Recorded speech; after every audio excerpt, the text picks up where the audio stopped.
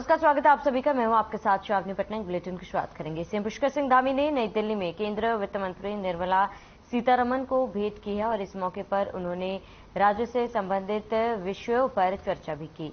वहीं आपको बता दें कि सीएम ने केंद्रीय मंत्री से सोंग बांध पेयजल परियोजना के लिए 1774 करोड़ की धनराशि की है। वहीं विशेष सहायता का अनुरोध किया और इसी के साथ सीएम पुष्कर सिंह धामी ने केंद्र वित्त मंत्री से उत्तराखंड की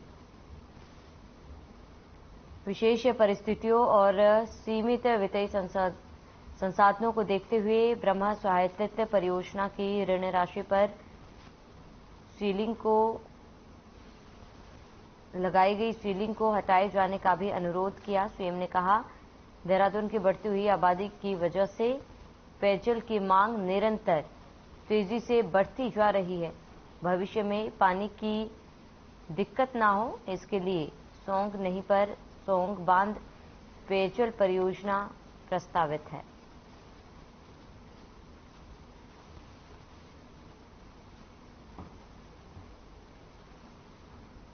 राज्य से संबंधित विषय पर चर्चा हुई है। सोंग बांध परियोजना की जानकारी दी गई और केंद्रीय वित्त मंत्री से सीएम धामी ने मुलाकात भी की।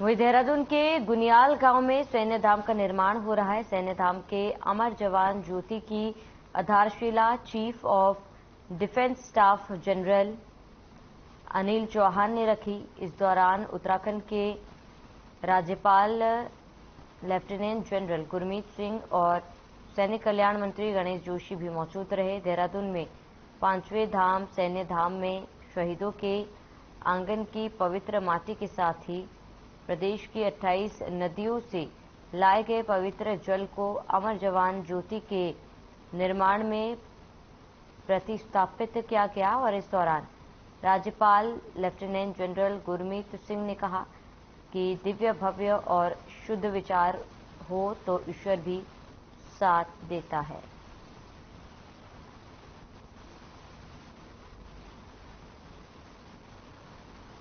अभी हम सब इकट्ठे हुए हैं सैन्य धाम में, इस शौर्य स्थल के अंदर में, और आज जो पूजा की गई है ये पूजा अपने आप में बिल्कुल अलग है। ये जो शुभारंभ किया गया है इसके अंदर में 1734 जो हमारे शहीद सैनिक हैं उनके आंगन की मिट्टी को लाया गया है। यहां पर चारों धाम से उस पवित्र भूमि से मिट्टी लाई गई है, हेमकुंड साहब से मिट्टी लाई गई है और इस सैन्य धाम के अंदर में, इस सैन्य भूमि के अंदर में लाकर उसको इकट्ठा किया गया है।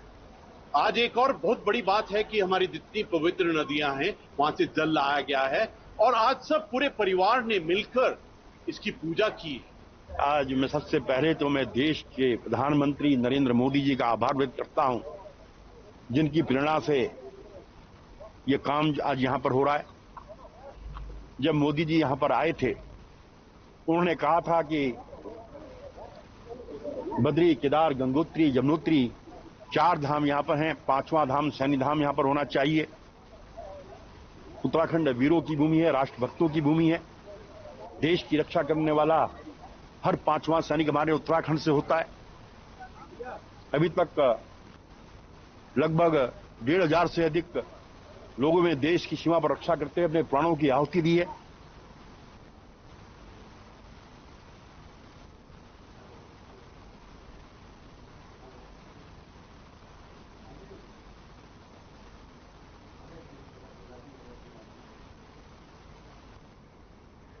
समान नागरिक संहिता को लेकर कांग्रेस अभी वेट एंड वॉच की मुद्रा में है। कांग्रेस इसके ड्राफ्ट के सार्वजनिक होने का इंतजार भी कर रही है। कांग्रेस ने समान नागरिक संहिता समेत स्थानीय मुद्दों को लेकर हर लोकसभा क्षेत्र में स्वाभिमान न्याय यात्रा निकालने का निर्णय लिया है और कांग्रेस का कहना है कि भाजपा समान नागरिक संहिता का विषय अनुच्छेद विचार से अच्छे विचार से नहीं चला रही है। कांग्रेस इसके ड्राफ्ट के सार्वजनिक होने का इंतजार कर रही है। वहीं ड्राफ्ट सार्वजनिक होने पर संहिता के बिंदुओं का अध्ययन करने के बाद ही इसके प्रावधानों को लेकर कांग्रेस जनता के बीच जाएगी और संवाद भी करेगी। कांग्रेस ने इसी कड़ी में समान नागरिक संहिता समेत स्थानीय मुद्दों को लेकर हर लोकसभा क्षेत्र में स्वाभिमान न्याय यात्रा निकालने का निर्णय लिया और इस कड़ी में पौड़ी लोकसभा क्षेत्र में 17 से 22 जुलाई तक यात्रा निकाली जाएगी।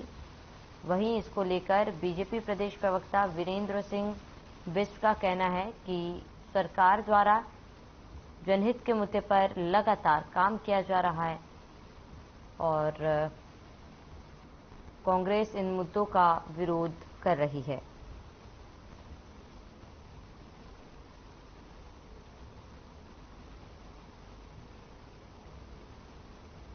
देखिए, कांग्रेस पार्टी का जो रवैया है वो तुष्टीकरण का रवैया है। वो देश हित में, देश के व्यापक हित में कहीं कोई सोच नहीं रही है, ना ही कोई उसको इस चीज की जरूरत महसूस हो रही है। समान नागरिक संहिता देशवासियों के व्यापक हित में है। अपने उत्तराखंड सरकार ने जो इसकी पहल की है, जो शुरुआत की है, और उत्तराखंड राज्य पहला समान नागरिक संहिता लागू करने वाला राज्य बनने वाला है, इसका भी उनको मानव सम्मान करना चाहिए। वो जिस तरीके से बात कर रहे हैं उन बातों का कोई आधार नहीं है। जो समान नागरिक संहिता राज्य सरकार लेकर आ रही है और जिस समान नागरिक संहिता को लाने के बाद देश के प्रधानमंत्री नरेंद्र भाई मोदी जी ने कहा है, उस पर उनको भरोसा करना चाहिए।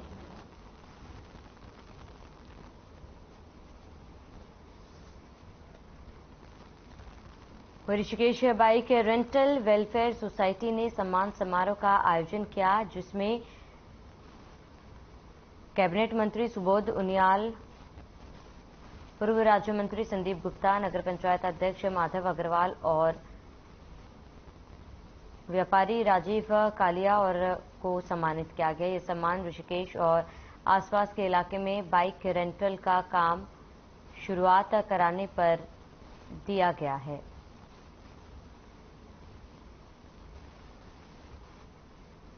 वहीं सोसाइटी के पदाधिकारियों ने सभी का माल्यार्पण कर स्वागत करते हुए सम्मान किया।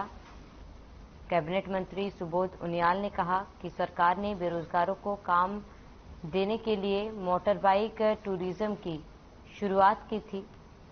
वहीं वर्तमान समय में हजारों युवाओं को मोटर बाइक टूरिज्म के माध्यम से रोजगार पाने का मौका मिला है और कुछ होटल वाले बाइक खरीद कर उन्हें रेंट पर देने का काम कर रहे हैं, जो कि गलत है। इसके अलावा प्राइवेट बाइक को भी किराए पर दिया जा रहा है, जिससे राजस्व की हानि हो रही है। सरकार इस मामले में जल्द ही कार्रवाई करेगी।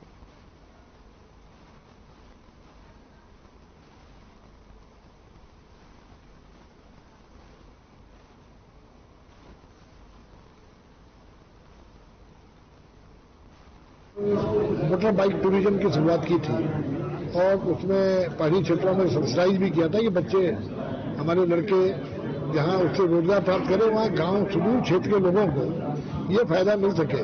वरना गरीब आदमी को कभी कभी मजबूरी में कहीं जाने के लिए पूरी टैक्सी का भाड़ा देना पड़ता था, नीचे तो मंगानी पड़ती थी। तो मोटर बाइक टूरिज्म से तो ये फायदा था कि एक आदमी, जो यहाँ का आम आदमी है, उसको कभी अगर शहर की तरफ जाना भी होता हो लिंक रोड से, तो उस पर बहुत ज्यादा बर्डन न पड़े पैसों का।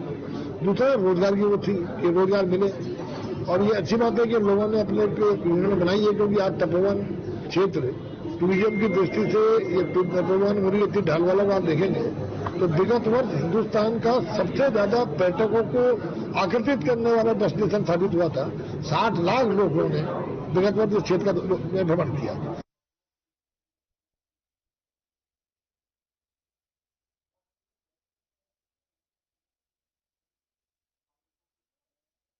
Akhil Bharatiya civil services badminton tournament का आगाज हो गया है। वहीं प्रदेश के विभिन्न जनपदों से आए 100 से अधिक खिलाड़ी प्रतिभाग ले रहे हैं।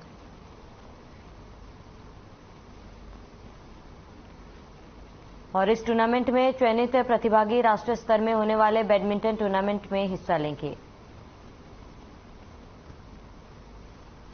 प्रदेश बैडमिंटन संघ के प्रदेश महासचिव बीएस बनकोटी ने बताया कि खेल निदेशालय द्वारा आयोजित civil services badminton championship Almora में पहली बार आयोजित की जा रही है और चयनित खिलाड़ी आगामी राष्ट्रीय बैडमिंटन प्रतियोगिता में प्रतिभाग करेंगे।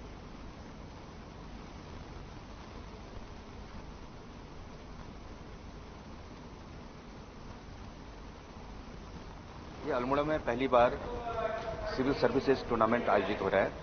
ये सिलेक्शन ट्रायल है स्टेट सिलेक्शन का। इसमें उत्तराखंड की टीम का चयन होगा।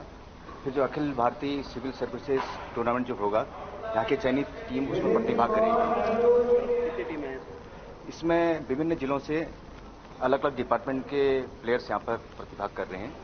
तो करीब 100 प्लेयर यहाँ पर प्रतिभाग कर रहे हैं।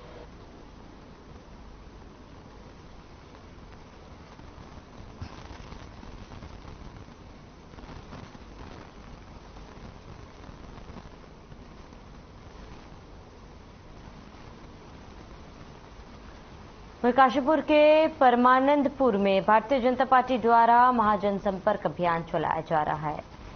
बता दें कि भारतीय जनता पार्टी अल्पसंख्यक मोर्चा प्रदेश अध्यक्ष इंतजार हुसैन के नेतृत्व में अल्पसंख्यक मोर्चा के द्वारा मोदी मित्र नियुक्त किए गए।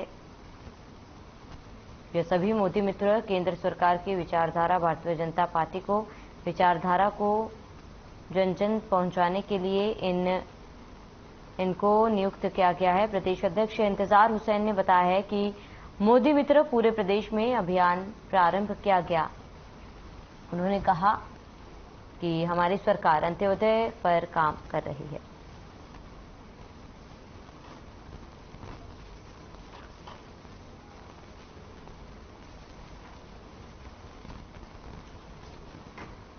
पार्टी एक पर्व के रूप में अपने 9 सालों की उपलब्धियों को लेकर जनता के बीच में जा रही है।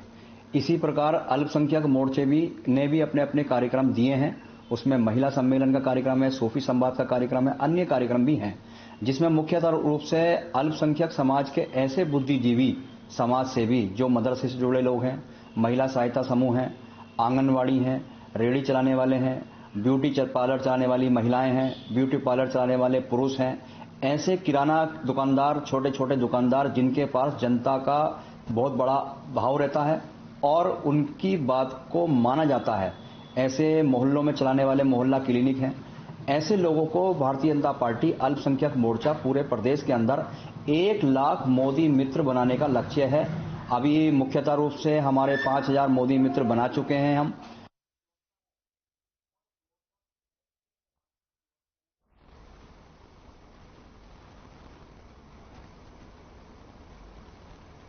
उपनिदेशक सेवायोजन विभाग चंद्रकांता ने जानकारी दी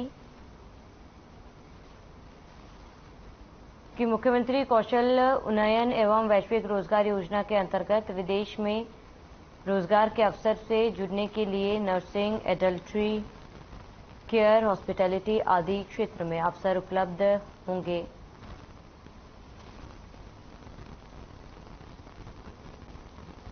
इसके लिए कुल प्रशिक्षण लागत का 20% राज्य सरकार द्वारा वहन किया जाएगा एवं स्किल लोन की सुविधा भी उपलब्ध होंगे। उन्होंने जानकारी दी विभिन्न क्षेत्रों में कुशल प्रशिक्षित युवा विदेश रोजगार से जुड़ने के लिए अपनी सरकार पोर्टल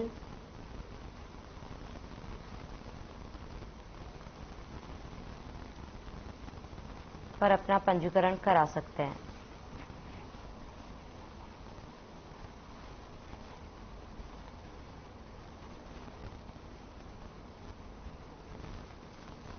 तो नर्सिंग आदि क्षेत्र में अवसर उपलब्ध है और प्रशिक्षित युवा को इसको लेकर मौका मिलेगा।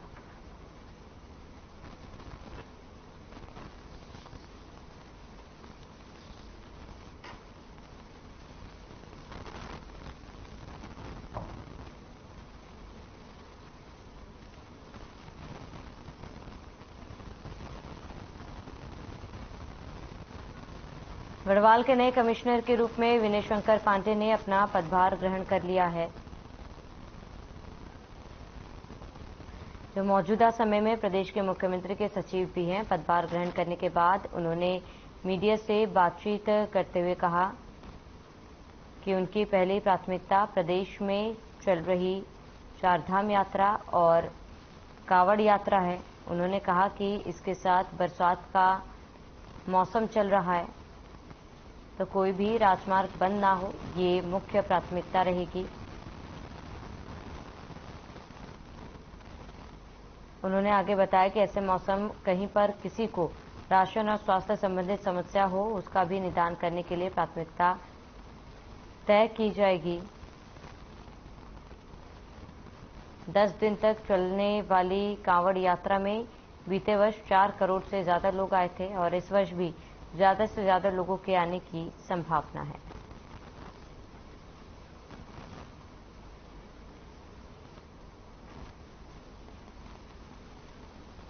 देखिए, आपको पता है कि उत्तराखंड में जो गढ़वाल मंडल है, इसके अंदर 7 जिले आते हैं और ये काफी बड़ा मंडल है और मुख्य रूप से यहाँ हमारी चारों धाम यहीं पर अवस्थित हैं।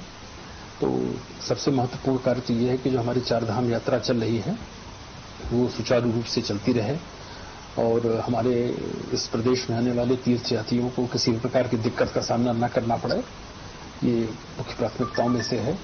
साथ ही साथ बारिश का भी मौसम आ गया है, तो आमतौर पर जब बारिश के दिनों में सड़कें बंद होने की शिकायतें आती हैं, लैंडस्लाइड की शिकायतें आती हैं, कहीं पर भी इस तरह की कोई समस्या आती है तो प्राथमिकता के आधार पर हमारे राजमार्ग खुलें। किसी को अगर मेडिकल असिस्टेंस की जरूरत है तो उसको तत्काल चिकित्सा की सुविधाएं पहुंचाई जाएं। कहीं से भी जो हमारे दूरस्थ गांव हैं जहां पर सस्ते राशन पहुंचते हैं तो इनका भी सही समय पर इसको पहुंचाया जा सके।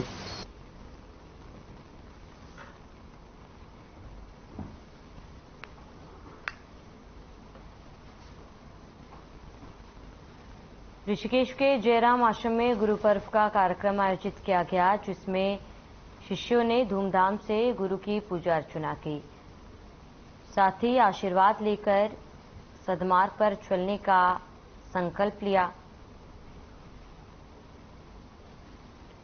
और इस मौके पर जयराम आश्रम के परमाध्यक्ष ब्रह्मस्वरूप ब्रह्मचारी ने गुरु के महत्व के बारे में लोगों को जानकारी दी।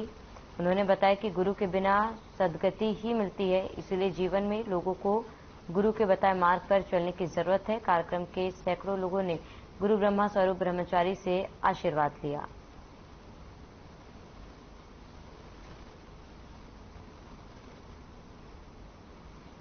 वर्षों से गुरु पूर्णिमा मनाई जाती है। मैं ऐसे लोगों को जानता हूं जिन्होंने हमारे आदि गुरुओं से आशीर्वाद लेकर के अपने जीवन में बहुत कुछ पाया है और गुरु देता है। इसलिए जयराम आश्रम में पूरे देश विदेश के लोग आते हैं। हम लोग यही कहते हैं कि आपका कल्याण के लिए यही है कि सत्मार्ग पे चलें।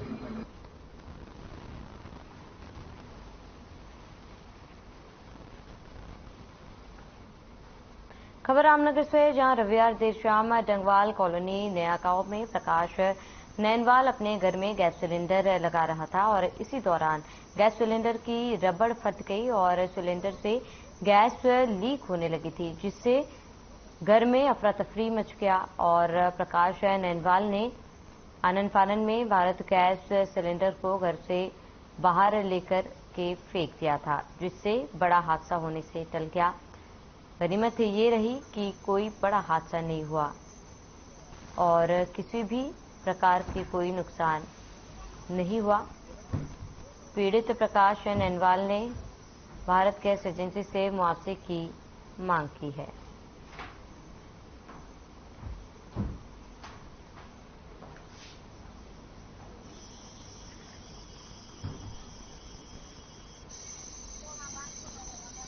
चौहान कॉलोनी डंगवाल कॉलोनी से बोल रहा हूँ। भारत गैस का सिलेंडर फटा और बहुत बड़ा हादसा होने से टला और इसकी जिम्मेदारी भारत गैस को ही लेनी पड़ेगी। सूचित कर रहा हूँ, ये 6 बजे ये कांड हुआ है।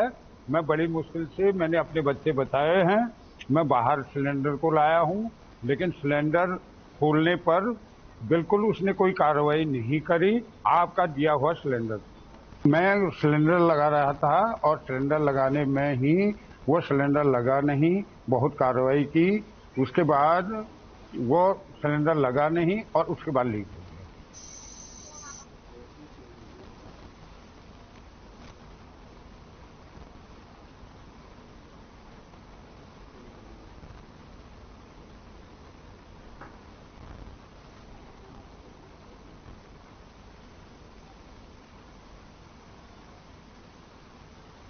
खबर टनकपुर से, जहां सूखीढंग क्षेत्र के ग्राम धुरा की निवासी महिला चंद्रावती देवी को क्षेत्र में चक्र गुलदार ने मौत के घाट उतार दिया। बता दें, महिला गांव की ही अन्य 2 महिलाओं के साथ बिल से जानवरों के लिए चारा लेने गई थी और इसी बीच गुलदार ने उनके ऊपर हमला कर दिया और उन्हें खींचकर जंगल में ले गया। घटना की जानकारी मिलते ही मौके पर पहुंची वन विभाग की टीम ने कड़ी मेहनत के बाद हमले को जगह से साफ दूर महिला का शव बरामद किया। घटना से इलाके में गुस्से का माहौल। ग्रामीणों का आरोप है कि उन्होंने बहुत पहले वन विभाग को गुलदार की जानकारी दी थी, लेकिन कोई कार्रवाई नहीं की गई।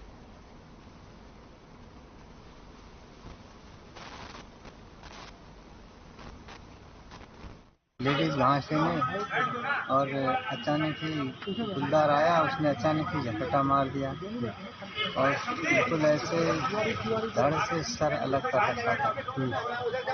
और जब हम गए तो ऊपर हमने देखा कि जहाँ पर उसने पकड़ा होगा वहाँ पर कुछ खून के निशान देखे और सिर का कपड़ा था, उसके नीचे धोती छूटी हुई थी। उसी हिसाब से हम गए तो नीचे, बहुत नीचे, कम से कम 100 मीटर नीचे ले गया था।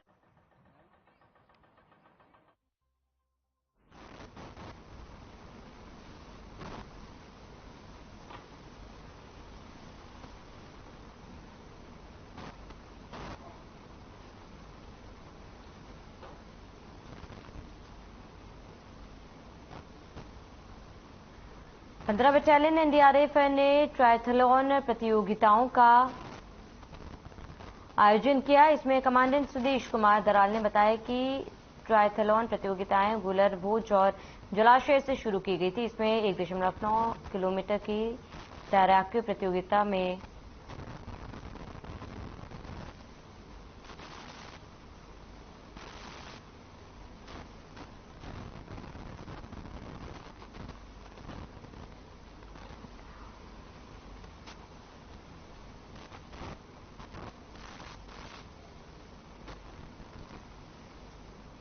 देखिए, जैसा आपको विदित है, ये एनडीआरएफ के उत्तरी जोन की जो है आयरन मैन कंपटीशन प्रतियोगिता है।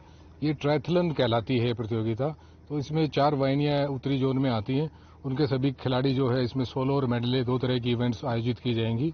आज सोलो इवेंट का आयोजन किया जा रहा है और कल जो है इसमें मेडले इवेंट का आयोजन किया जाएगा। ट्रायथलॉन, जैसा मैंने आपको बताया, ट्रायथलॉन में 3 तरह की एक्टिविटीज होती हैं। इसमें सबसे पहले स्विमिंग 1.9 किलोमीटर, उसके बाद साइकिलिंग होती है 90 किलोमीटर और उसके पश्चात में जो है 21 किलोमीटर की मैराथन दौड़ होती है। आगे किस तरह की तैयारियां हैं?